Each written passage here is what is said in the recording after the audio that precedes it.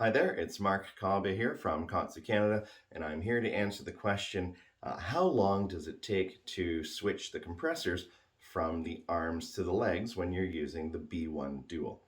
So, as you may have seen in previous videos, the B1 Dual system is a system that has the wearable compressor right on the band.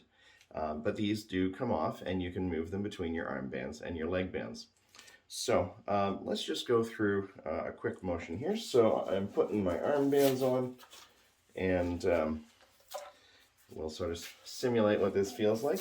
So if I'm just finishing an actual set of KAATSU on my arms, and now I want to move to my legs. So what I'll need to do first, obviously, take off the air bands, and now I'm going to have to remove the compressors. The compressors come off very easily, just a little bit of a twist, and away they go.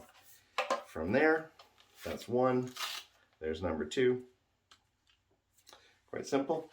And now you can put on your leg band. You can either attach your compressor on directly at the beginning before you put your band on, or you can put your band on and then add the compressor.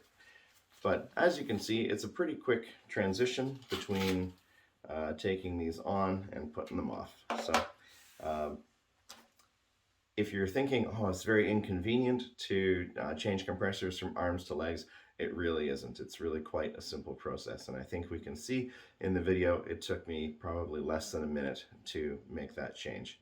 So I hope that answers the question on how difficult or how long does it take to move the compressors from the arm bands to the leg bands when using the KAATSU B1 Dual. If you have any questions, please feel free to reach out and let me know. Thanks very much.